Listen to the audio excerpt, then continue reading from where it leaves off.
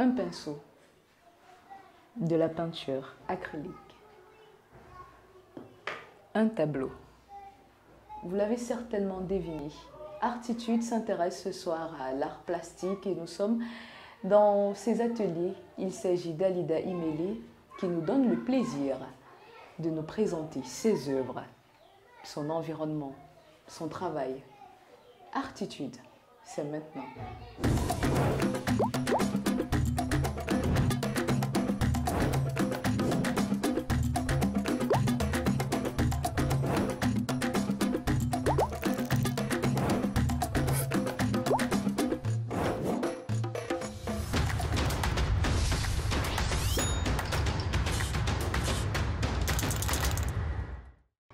Bonsoir Alida. Bonsoir. C'est un plaisir d'être ici chez vous, au milieu de ces magnifiques œuvres. Merci, le plaisir partagé. Vous êtes en plein travail, vous êtes sur cette œuvre-ci précisément. Oui. C'est quoi? Qu'on explique ça comment? Qu'est-ce qu'on voit? Qu'est-ce que... Dites-nous. En fait, je fais un travail qui porte sur l'univers de la femme de ménage, la femme domestique, la femme au foyer, depuis quelques années. Et là, actuellement, je mets en scène deux femmes qui sont assises sur des palettes.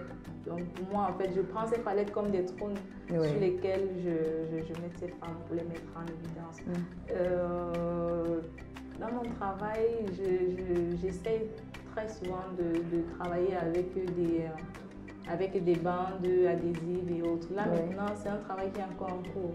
Ça, c'est la raison pour laquelle vous allez voir certaines parties sont déjà avec des volumes et d'autres parties sont encore en aplat. En tout cas, vous allez nous donner le plaisir de, peut-être pas l'achever, mais d'y travailler au cours de l'émission. Justement, je vais le faire. Ce sera un plaisir pour moi. Alida, vous êtes sensible à l'art depuis votre bas âge, une sensibilité accentuée par la perte de votre maman. Et que représente l'art pour vous? Pour moi, est-ce que l'art a été un moyen, un échappatoire à cette douleur? Oui, très bien sûr. Bien sûr que ça a été un échappatoire pour moi. J'ai constaté quand j'ai commencé à me sentir à l'aise dans l'art, dans la peinture, quand j'étais encore au lycée en fait.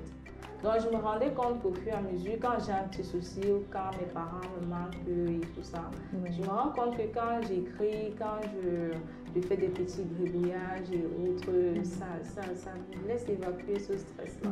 C'est un peu ça.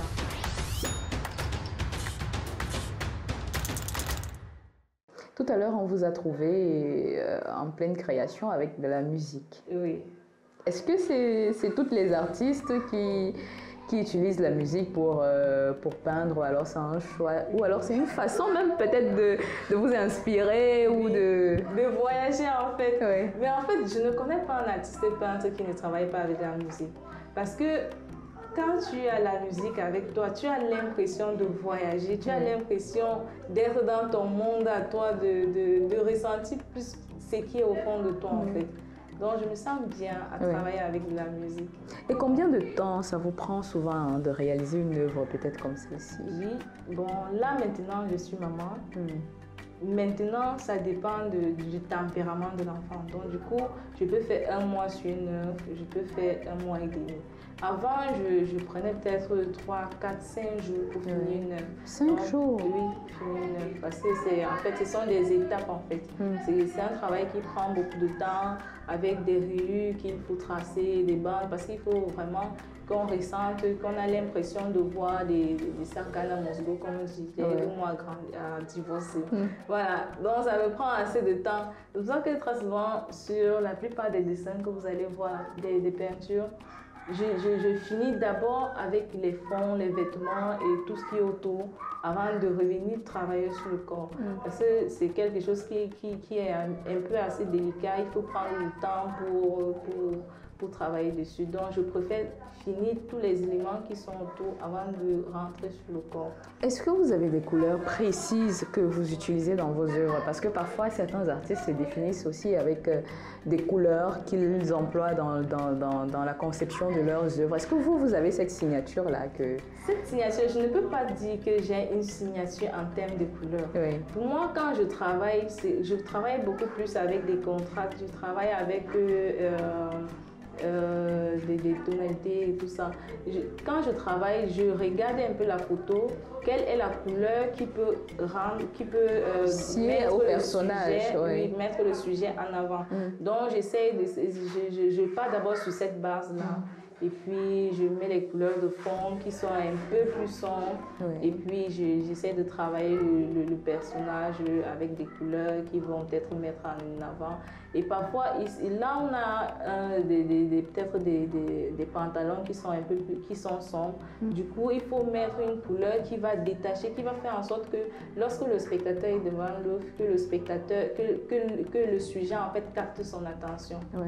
Donc, je travaille sur cette base-là. Il n'y a pas forcément des couleurs précises que j'utilise et dis non, il y a toujours ça dans mon travail. Mais je laisse mon imagination aller s'exprimer soi-même. Donc, c'est un peu ça. Et s'il fallait peut-être expliquer cette œuvre, qu'est-ce qu'on voit, qu'est-ce qu'on a là, qu'est-ce que... En fait... on voit une dame qui boude, oui. On voit un balai et on voit une autre qui tient le balai. Comme une maman qui dit à sa fille, balaie-moi cette maison. Est-ce que est-ce que je lis bien ou alors? C'est vrai qu'on dit souvent que l'œuvre d'art est polysémique. Oui. Donc, chacun peut lire l'œuvre à sa façon, comme il comprend et comme il ressent. D'accord. Mais là, très souvent, l'artiste a souvent ce qu'il pense, l'idée qu'il a eue, qui l'a poussé à faire une telle mise en scène. Donc ici, j'essaie de mettre en avant, justement, je mettais en avant cette posture. Je voulais en fait mettre ces deux femmes qui ont peut-être fini de travailler et qui sont en train qui sont en train de se reposer, qui sont en train, en même temps, en se reposant, qu'elles pensent peut-être aux difficultés qu'elles traversent, qu'elles pensent aux épreuves en fait. Donc j'essaie donc de les mettre sur un trône pour en fait magnifier ces femmes-là. Je ne sais pas, vous êtes autodidacte ou alors vous l'avez appris à l'école? Non, je ne suis pas autodidacte. Oui. C'est vrai que j'ai commencé dès le bas âge, mais j'ai fait les études des beaux-arts. Quand j'ai obtenu mon baccalauréat en espagnol, en A4 espagnol, je suis allée à l'Institut des Beaux-Arts de Konsamba. C'est au Cameroun, bien sûr. Oui, au Cameroun, à Douala. En fait, c'est l'Institut des Beaux-Arts de l'Université de Douala en Konsamba, en fait. Donc, c'est une partie de l'Université de Douala qui est à Konsamba. Mais est-ce que ce savoir-faire, comme je le disais tantôt, est coté sur le marché de la création et de l'art contemporain? C'est vrai que c'est un peu compliqué, mais des choses évoluent. Donc ça va avec le temps, ça va avec l'expérience de chaque artiste. Par exemple, moi aujourd'hui, au Cameroun, je parviens déjà à vendre peut-être 5 pièces ou peut-être 3 pièces par an. Donc, sur le marché camerounais, sans compter des expositions que je fais à l'extérieur et pendant lesquelles je vends.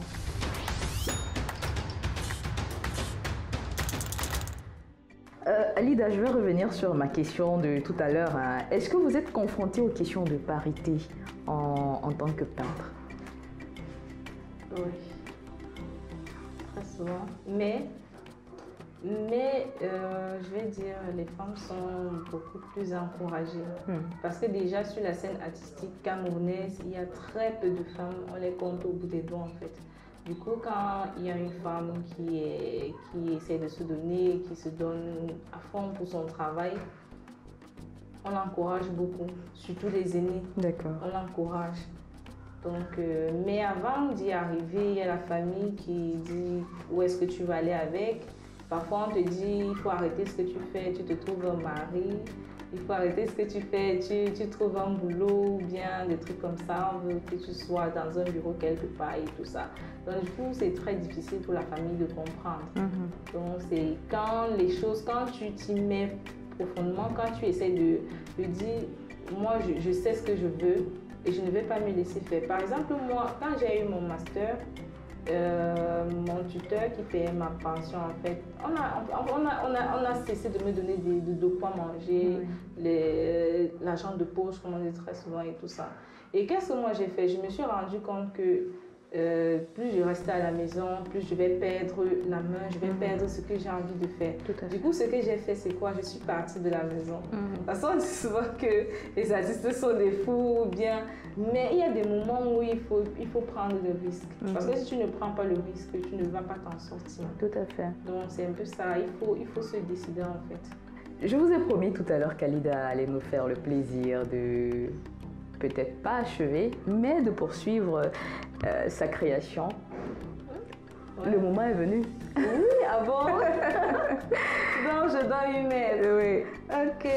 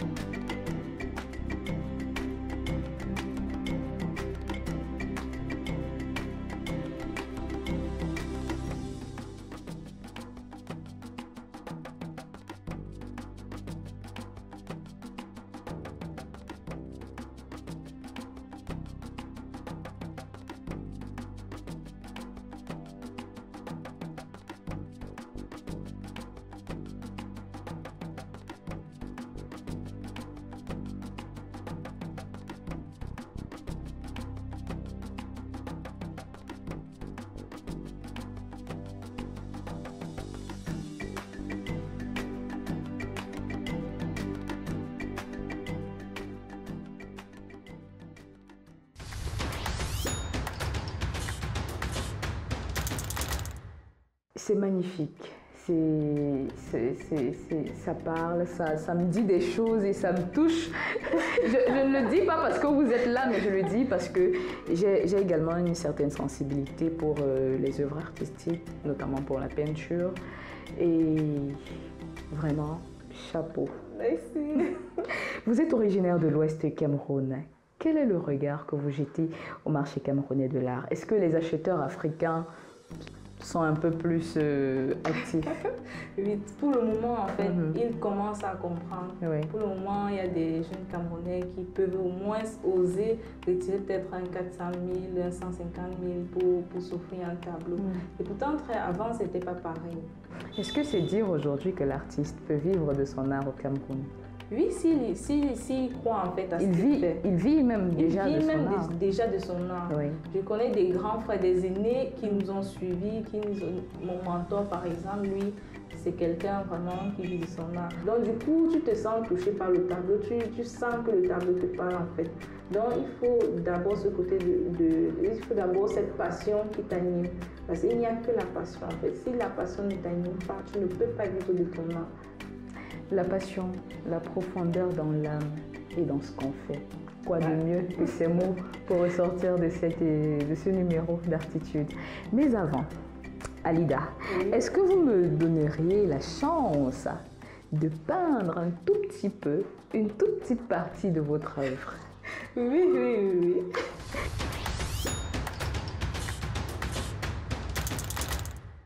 Je préfère donner celui-ci. Donc je le trempe dans de l'eau. C'est déjà trempé. C'est déjà trempé. Donc, et puis il faut essuyer, il faut nettoyer un peu. Tout doucement. C'est bon. Voilà, c'est déjà sec. Voilà, il y a des peintures là. Voilà un bleu.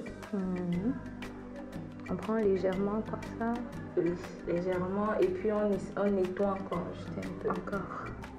Comme ça. Encore. Voilà. Il faut essayer de retirer assez de peinture. Au maximum en fait. Parce que si tu prends la peinture et tu l'appliques d'un coup, ça risque à avoir parce qu'il faut après extomper. Ça sera un peu difficile d'extomper la peinture. Oui. Donc il faut un peu essuyer la peinture au fur et à mesure, au maximum en fait. Que ce qui reste sur le pinceau ne soit pas assez. Pour essayer de... Bon. Je peux me défouler? Oui, sur là, peut-être. Il faut aussi essayer de donner la forme des fesses là. On va donc un peu arrondir, comme ça.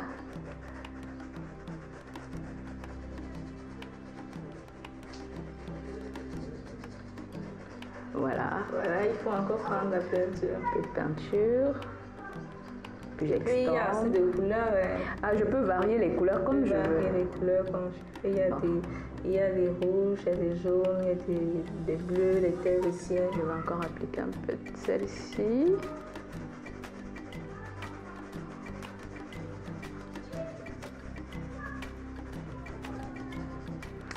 Je crois que je vais prendre cette couleur-ci. Je peux?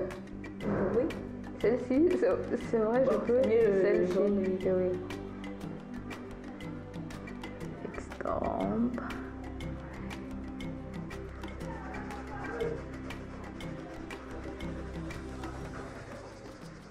Voilà. Merci. Merci Alida. C'est ainsi que nous allons refermer ce numéro. Rien de mieux qu'une légère couche de peinture. Voilà. Peindre pour quelques instants. Artitude, je vous donne rendez-vous très bientôt pour un autre numéro. Bonsoir. On continue la peinture. Ouais, tu peux te mettre à l'aise.